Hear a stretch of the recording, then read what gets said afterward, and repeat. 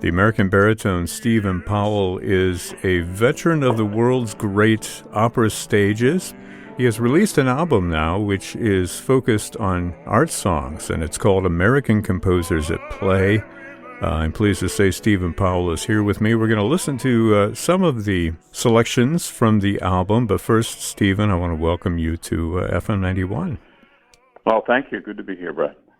Well, this album is called American Composers at Play, features music by four living American composers, William Bolcom, Ricky Ian Gordon, Laurie Laitman, and John Musto, and the title itself kind of gives a hint as to what's going on here, because these composers are at play, not only enjoying themselves and sharing their music, but actually playing the piano with you as well.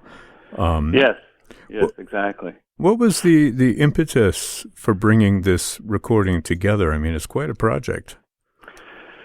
Well, I had this idea for years, really, because, you know, as singers in Western literature or Western musical tradition, we mostly sing pieces of composers who've passed away already. We sing a lot of old music from centuries past. So, especially within the community of American music, I thought, why don't we have more representations of the people who are still with us? I mean, there's a prolific writing by all four of these composers. But what I thought was really interesting was that, hey, these four people are excellent pianists. And it's not often that you get to collaborate with a living composer. So I had built up relationships with all four of these people over the years in my career through various professional and personal acquaintances. And I thought, why don't I give them a call and see if they'd be up for this? I just thought this would be a great idea. As part of the other aspect of this project was that I'm getting on in years, and all of us are sort of up there, as it were, in age. And here we are, still producing, still have so much to say as artists. And I think it's important to represent that, because so often societies, the works become passé. People want to hear what's new, what's the latest. What have you done for me lately? Mm-hmm. And I heard people in passing lately talking about how Barber was, I don't want to hear that aria again, or Menotti, or people that you and I used to sing a lot of in the 70s, 80s, and 90s. And I thought, oh God, here's these great composers that we have that are living, and that can't happen. That just can't happen. So now that I'm teaching at Mannes at the New School in New York, I would say things to my students. I would throw names out of old singers and other composers, and they'd look at me with, complete blank expressions, not knowing who these names were. And I thought, okay, I think I need to implement this idea that's been brewing in my head for so long. So all those things combined were really part of the impetus for the project, but also just the sheer joy of being able to collaborate with the creator, which we have so little chance to do. So I thought of this idea. I chose people, obviously, that had the pianistic skills to perform their works with me. Both John Musto and William Bolcom were known for their abilities as a pianist, in addition to their compositional skills. And Laurie also, and Ricky also. They didn't really offer themselves as performers, but they had the skills to do so. So with a little hand wringing, a little, a little bit of my charm, I got Ricky and Laurie to commit. And so I really have to thank them for their willingness to share in my ideas with this, because otherwise, obviously, this would not have come to fruition. Yeah. Well, I love the fact that you've gathered these four composers that have very different compositional voices, but they're bringing these wonderful poems to light. I mean, it's not just the music that is American. You also have some fantastic poetry here by American writers. That was part of the project as well. I had to be careful that it didn't appear to be nationalistic, but in these times, I thought it was also important to remind us of the artistic output of our country and the historical elements of our gifts to the world through the arts. So I did want to make this quite American, and I did, you're correct, choose just American poets. I tried to include, women and men and be as ecumenical and diverse as possible. And I used American performers, Charlie Neidich, the clarinetist, Jason Viau, the guitarist, and the Ataka Quartet. Everybody's American. So it was an additional aspect to it, to have that kind of input, especially now. I think it's needed. Well, let's do some listening. I want to cue up the second track on the CD. This is music by Ricky Ian Gordon. It's a song called Souvenir, which has been around for a while, but I take it that he made this arrangement with the cello and piano for this recording. Is that true? I think he might have had ideas for it prior to the recording, but he asked that we do it and premiere it in this context, yeah. So, but it hadn't ever been done, and I don't think it was actually finished before we decided to include it. This is with the cellist from the Ataka Quartet, Andrew Yee, and Ricky at the piano, and you, Stephen Powell, of course, singing the song Souvenir. You're on FM 91.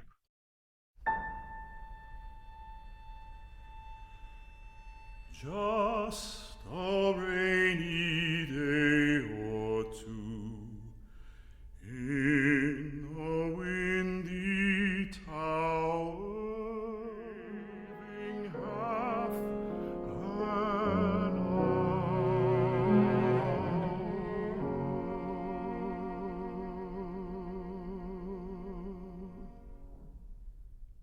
That's music of Ricky Ian Gordon. We heard Souvenir for baritone and piano with cello. Baritone Stephen Powell and pianist Ricky Gordon playing his own music along with cellist Andrew Yee. Andrew Yee is from the Ataka Quartet, and I'm talking with Steve Powell on the phone about this wonderful new album, American Composers at Play. And Steve, you've got the Ataka String Quartet here. You mentioned guitarist Jason Viau, clarinetist Charles Neidich. I mean, these are internationally acclaimed musicians that you brought together for this recording. Can you tell us a little bit how that came to be, how you approached these folks and had them play this music with you? Yes, absolutely. It was quite the process. Choosing the repertoire for the album was arduous. I wanted to represent each composer well. I wanted to try to get the same amount of time on the CD for each composer. And so choosing the repertoire was fairly critical in obtaining that goal. But I also wanted to represent different aspects of their compositional style and also just their diversity and their abilities to write for not just the voice, but for other instruments. So in came, for instance, John Musto's cycle with guitar. He had only, I believe, had it recorded once before. And in speaking to him, he gave me the recording and I listened to it, and I just thought it was so different and also just a fantastic piece of music for both the instrument and the voice that he composed, and I was drawn to it immediately. I found Jason Viau through a composer friend of mine, Jonathan Leshnoff, who lives in Baltimore, who I've sung. I sang the Third Symphony of his premiere at Kansas City Symphony. It's coming out in November, actually, the album. But he said, Jason's fantastic. You should try him. And that's how I found Jason. Found out he had won a Grammy in 2015 for Best Classical Instrumental Solo. So that didn't hurt.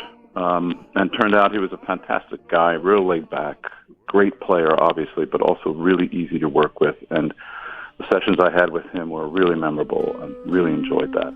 But you brought her back to me for a moment.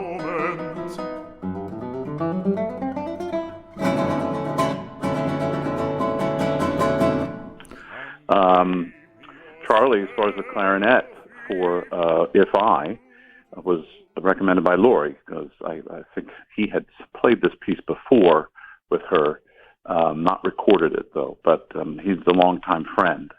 And so he's also actually a member of the Manus faculty with me at the new school. So that also was, I think, a lovely connection between what I'm doing and Laurie.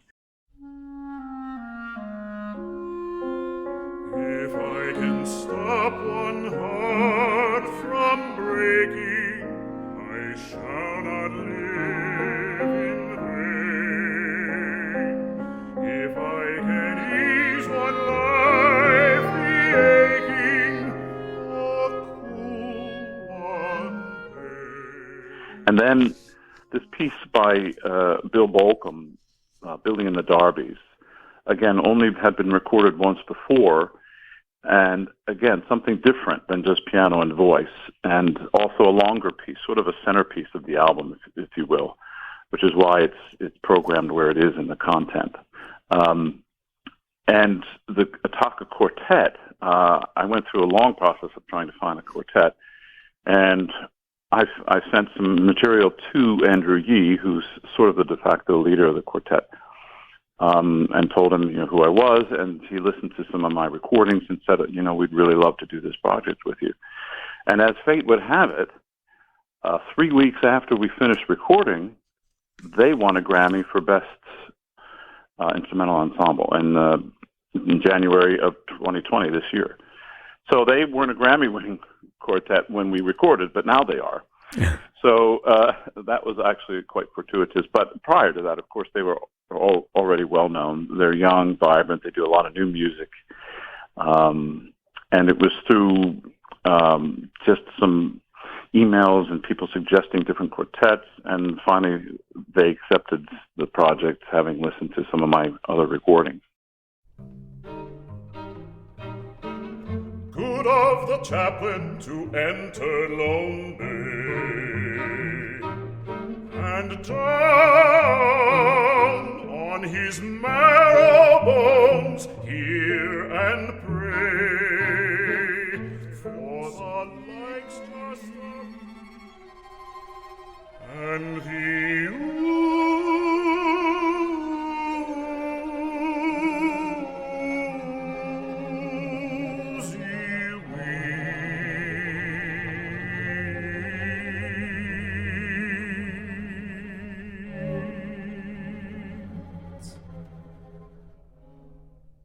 about me twist.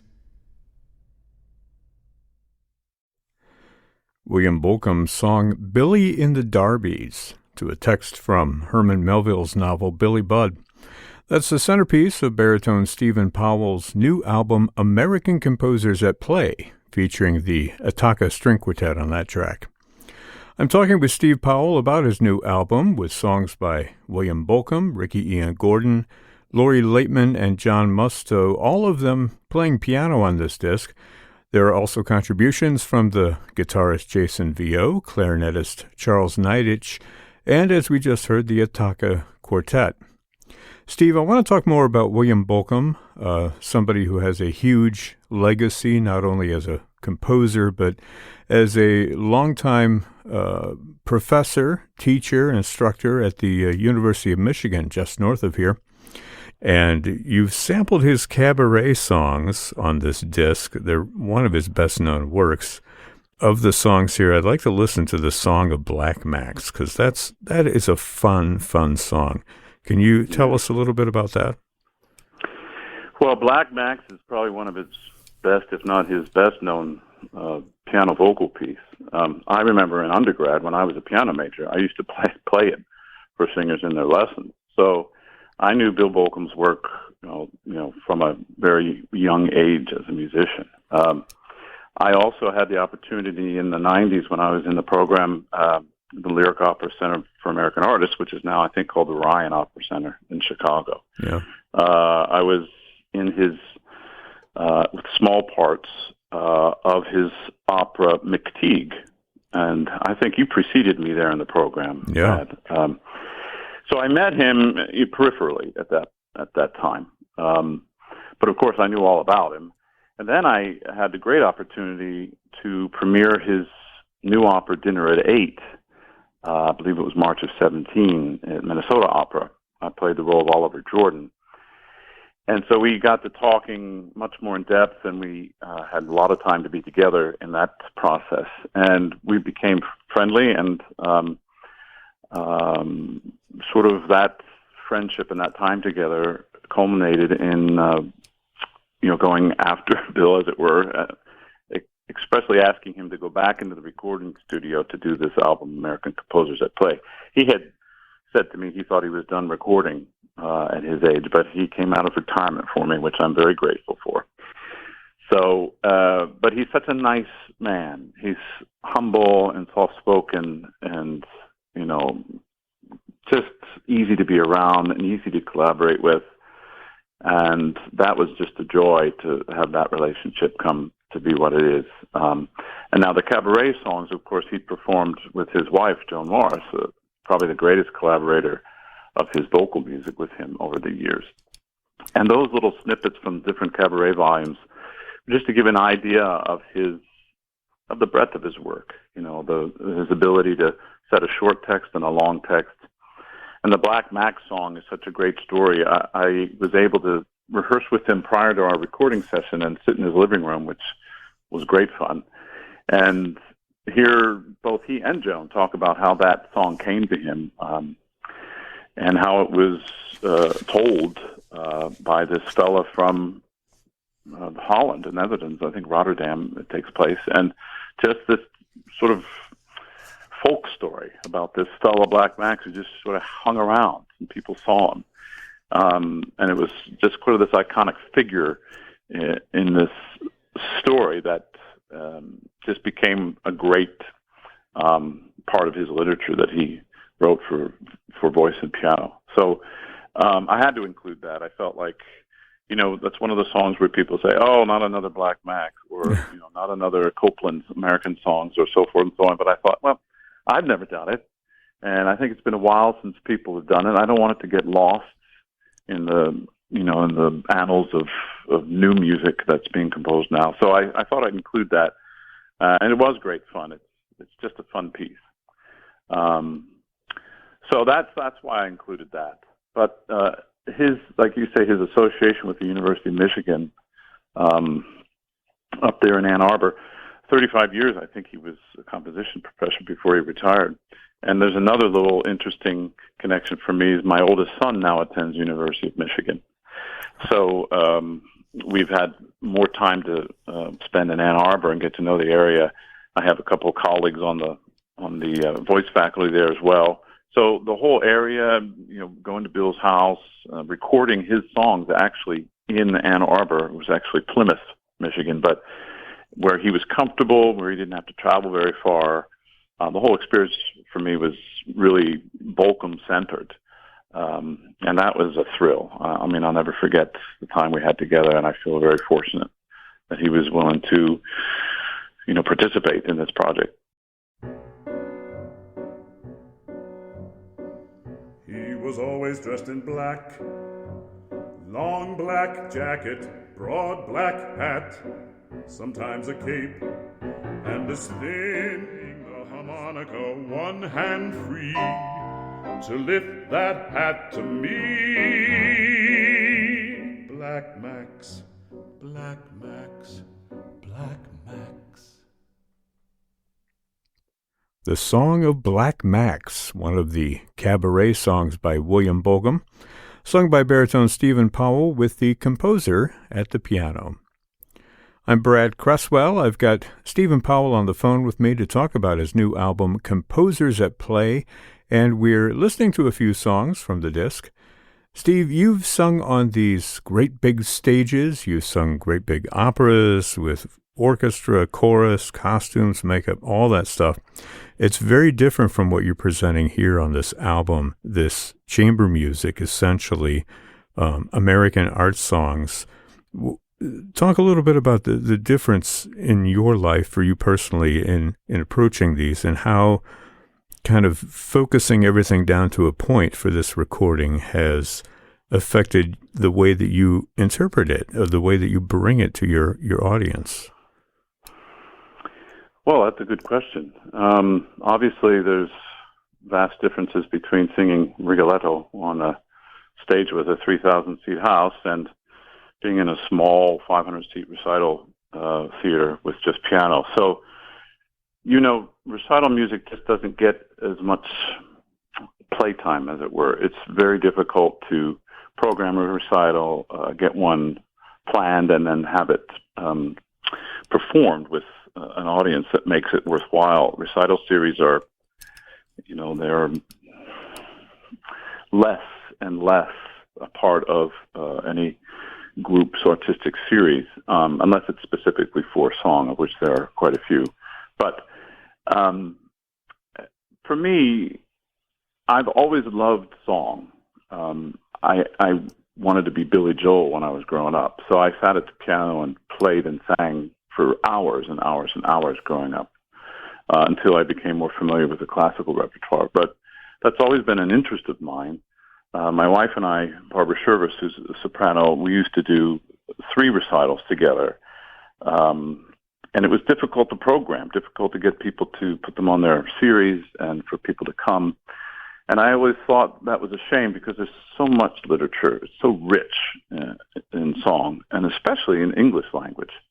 So part of my interest in producing this project was to have that literature heard. And as a performer, the chance to sing in an intimate atmosphere with just piano, there's a lot of things you can do vocally that you can't think about or do on stage in a big role when you're trying to sing over an orchestra and fill a house.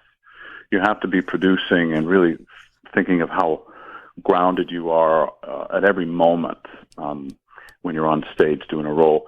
It's not that you don't think of those things when you're singing songs, but you do have a little bit more leeway, few other things you can do with your voice. You don't have to worry about projecting to the back of a hall that's so huge with terrible acoustics. You can be intimate with the music. You can do some softer and more tender and more intimate things with your voice when you're lending, for instance, to texts of English, to play with the words a little bit more and do some softer singing that is more descriptive of the text than perhaps you'd be able to do in a larger venue with your primary goal being heard. Mm. So you don't have to worry so much about that, with just a piano behind you. And also in a recording studio, of course, that is enhanced. You can do even more. We're not used to having microphones to help us. So that's a thrill just to have that added addition to doing really soft things or very intimate things that you really that wouldn't be heard in a big venue. So all those considerations between the composers wanting their songs to be heard and having a chance to perform that type of music really galvanized my energy to make this project happen. And English, especially, we do an awful lot of in our college preparation, in our conservatories preparation, and we need to, of other languages, German, French, Italian, especially in the art song repertoire, which is heavily German and French. So the English song and the ability to sing in the language in which that's your native tongue, that's also special. And that was also part of my reason for doing this particular album, that I wanted to sing in English. I wanted to be able to convey ideas and themes and stories that were particularly American, even not just English, but American. And that was it's just a great joy as an artist, an American artist, to be able to do that and have the opportunity to sing these songs for that reason. That was another just personal reason and sort of selfish reason for me to want to do this project, that it gave me that opportunity to sing songs that were close to my heart and close to my upbringing and my experience as an American. Well, I think that in the current situation with the pandemic and people being sequestered and cut off from each other, especially in the performing arts community, I think chamber music is stepping into the spotlight now. So many people recording songs and doing it on a small scale so they can share their art with other folks through the internet or through recordings. So it feels like this, I hate to say this, but it came out at the right time. I mean, the time is ripe for people to garner a little more appreciation of this kind of music, because this may be where some of the future lies for many people. Yes, agreed. And as you said, it's an awful reason for it to happen. But yes, the large venues obviously are closed to us. Concert halls and opera houses and theaters are dark. So people are trying to find ways to express, because we still all need that. And so, yes, the chamber pieces, the piano vocal collaboration are ways that you can still be safe on stage, and still perform and create art. So yeah, this literature then may be brought more to life and brought back to life. I was fortunate, actually. Obviously, no one knew the pandemic was coming, but we finished recording. The last session was February 17th, 2020. So I just squeezed in, getting the final recordings finished. So I'm fairly lucky. Of course, not knowing any of this was going to happen. We wanted to release a little earlier in the year, but the pandemic did set us back a few months. But it is, I guess, I don't want to say fortuitous, because that suggests that the pandemic is a good thing. It's not. But yeah, it happened as it happened, and here we are. And I think recording is going to boom as well, because people still want to create, and live performance is going to take a while to come back. So yeah, streaming, small things, smaller companies, smaller labels, I think are going to come to the fore in the next few years. Yeah. I want to finish up with the final track on your album, and this is a beautiful song by Ricky Ian Gordon, which is almost 30 years old, but for some reason it seems to have a message that is just as important right now, and especially with what we've been talking about. It's called A Horse with Wings, a message of hope as well involved in this piece, and beautiful music. Is there anything else that you want to say to folks who may be listening to this music for the first time before we turn it over to Ricky? Well, only that all this music that's on this album is worth hearing. These are giants. The four composers are giants in song literature, in not just American composition, but in song composition as a whole. They're bright, still composing, still full of energy, still avidly producing and creating. During this whole project, they all had their own other things going on, and they stopped in order to come in to record with me. But for instance, the title track, or the first track, I should say, Wind Sighs by Lori Laitman, isn't even published yet. It's part of an ongoing commission of the opera Ludlow that I believe she's going to finish later in the spring of 21. But, Bill was writing a piano concerto, and Ricky was having some other operas produced at the same time, his opera Ellen West. He came out of rehearsal in January to come to the studio to record his songs with me, and then he went back to Ellen West into the orchestral tech the next day for that. So it's vital to understand that there's still this compositional beauty coming from these people, and a plethora of works that are still out there to be heard. So everything on this disc, I think, is accessible. I wanted to make it accessible to first-time listeners, and the poetry makes it worthwhile. They're just greatly crafted pieces. So I hope that people will find some meaning in at least a few of the songs, and can relate to what's being written and what they hear in their own lives, and find some hope and for the future, and some joy in the music that they hear. I've been speaking with baritone Stephen Powell, whose new album is called American Composers at Play, featuring music by four living composers: William Bolcom, Ricky Ian Gordon, Lori Laitman, and John Musto, and all four of them Performing on piano in their own music, also featured on this disc, clarinetist Charles Neidich, guitarist Jason Vio, and the Ataka String Quartet. Wonderful collaboration, wonderful music, and so beautifully and vibrantly performed by Stephen Powell.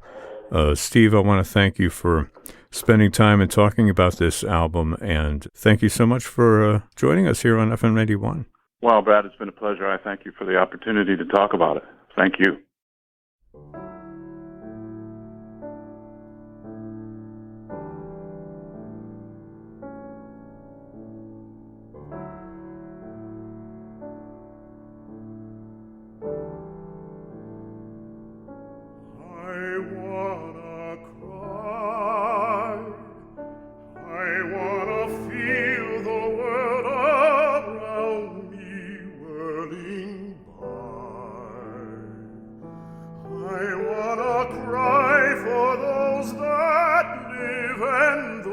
That die.